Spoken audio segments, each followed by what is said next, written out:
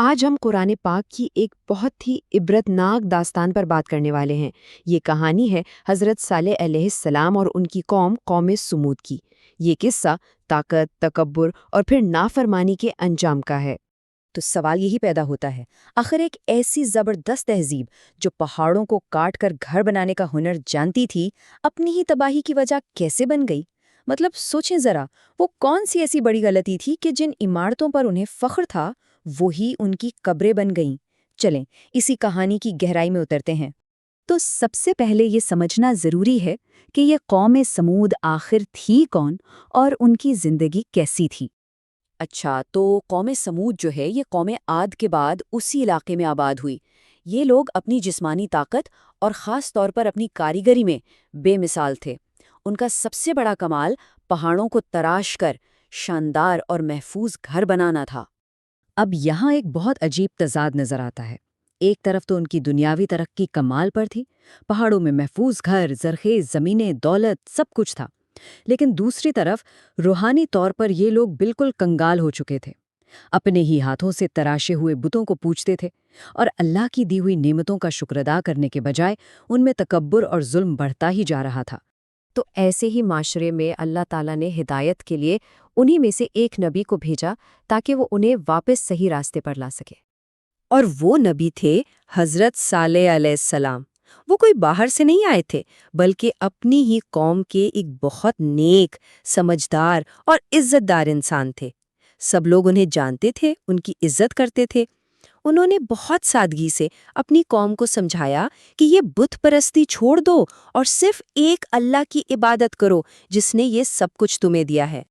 لیکن ان کی قوم کا جواب بہت عجیب تھا۔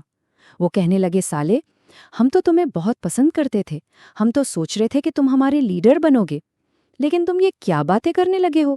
تم چاہتے ہو کہ ہم اپنے باپ دادا کے خداؤں کو چھوڑ دیں؟ نہیں، ہم تمہاری بات نہیں مانیں گے۔ یعنی ان کا انکار صرف عقیدے کی وجہ سے نہیں تھا، بلکہ اپنی پرانی رسموں اور روایات کی ضد کی وجہ سے تھا۔ لیکن بات صرف انکار پر ہی ختم نہیں ہوئی، بلکہ یہ ایک چیلنج تک پہنچ گئی، اور یہیں سے کہانی میں ایک فیصلہ کن موڑ آیا۔ ان کے سرداروں نے مذاق اڑاتے ہوئے حضرت صالح کو چیلنج کر دیا۔ انہوں نے ایک خاص چٹان کی طرف اشارہ کیا جس کی وہ پوجا کیا کرتے تھے، اور کہا، اچھا، اگر تمہارا خدا سچا ہے تو اس پتھر سے ایک جیتی جاگتی حاملہ اونٹنی نکال کر دکھائے، تب ہم مانیں گے۔ اور پھر اللہ نے ان کا چیلنج قبول کر لیا۔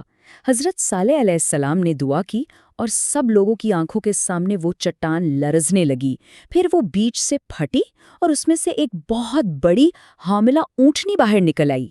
یہ ایک ایسا کھلا معجزہ تھا جس کا کوئی انکار نہیں کر سکتا تھا۔ اب اس معجزاتی اونٹنی کے لیے اللہ کی طرف سے ایک خاص نظام بنایا گیا۔ طے یہ ہوا کہ ایک دن کنویں کا سارا پانی اونٹنی پیے گی اور اگلے دن کنواں پوری بستی کے لیے ہوگا، اور جس دن اونٹنی پانی پیتی اس کے بدلے میں وہ اتنا زیادہ دودھ دیتی کہ پوری بستی کے برتن بھر جاتے تھے۔ لیکن اللہ کی رحمت کی اس کھلی نشانی کو بھی انہوں نے نفرت اور سازش سے جواب دیا، اور یہی چیز انہیں ایک بہت بڑے جرم کی طرف لے گئی۔ اس معجزے کے بعد قبیلہ صاف صاف دو حصوں میں بٹ گیا۔ کچھ لوگ تقریباً 20% تو اللہ کی قدرت دیکھ کر ایمان لے آئے، لیکن جو بڑی اکثریت تھی، خاص طور پر امیر اور طاقتور سردار، وہ اپنی ہٹ دھرمی پر قائم رہے، بلکہ اب تو وہ اس اونٹنی سے نفرت کرنے لگے، اسے اپنے لیے ایک بوجھ سمجھنے لگے۔ اور یہاں سے حالات نے ایک بہت ہی خوفناک موڑ لیا۔ سب سے پہلے تو ایک سازش ہوئی۔ قبیلے کے 9 سرکش لوگوں نے مل کر اس معجزاتی اونٹنی کو مارنے کا پلان بنایا۔ پھر انہوں نے اپنے منصوبے پر عمل بھی کر دیا۔ کنویں پر گھات لگا کر پہلے اسے تیر مارا اور پھر تلواروں سے اس کا کام تمام کر دیا۔ اور اس بھیانک جرم کے بعد حضرت صالح علیہ السلام نے اللہ کا حتمی فیصلہ سنا دیا، بس 3 دن اور ہے تمہارے پاس۔ یہ کوئی معمولی دھمکی نہیں تھی، یہ اللہ کا اٹل فیصلہ تھا۔ حضرت صالح نے صاف صاف بتا دیا کہ 3 دن کے بعد تم لوگوں پر تمہاری نافرمانی کی وجہ سے اللہ کا عذاب آ کر رہے گا۔ لیکن قوم کے لوگوں نے اس وارننگ کا بھی مذاق اڑایا، انہیں یقین ہی نہیں آیا۔ مگر جب حساب کا دن آیا تو وہ بالکل ویسا ہی تھا جیسا کہ بتایا گیا تھا۔ مقررہ دن پر ایک زبردست زلزلہ آیا اور آسمان سے ایک ہیبت ناک چیخ یا کڑک نے ان کو آ لیا۔ جن مضبوط گھروں پر انہیں اتنا گھمنڈ تھا وہی ان کے لیے قبرستان بن گئے۔ اللہ کے عذاب نے انکار کرنے والوں میں سے ایک کو بھی نہیں بخشا۔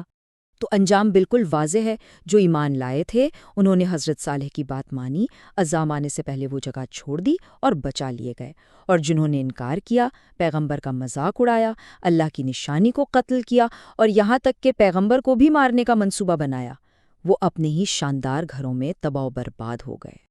قوم سمود کی یہ داستاں ہمیں آج بھی ایک بہت گہرا سوال سوچنے پر مجبور کرتی ہے کہ آخر وہ کون سی لائن ہے جب کسی قوم کا اعتماد خود کو تباہ کرنے والے تکبر میں بدل جاتا ہے۔ یہ کہانی ہمیں یاد دلاتی ہے کہ اصل طاقت اللہ کی نعمتوں پر شکر کرنے میں ہے، تکبر اور نافرمانی میں نہیں۔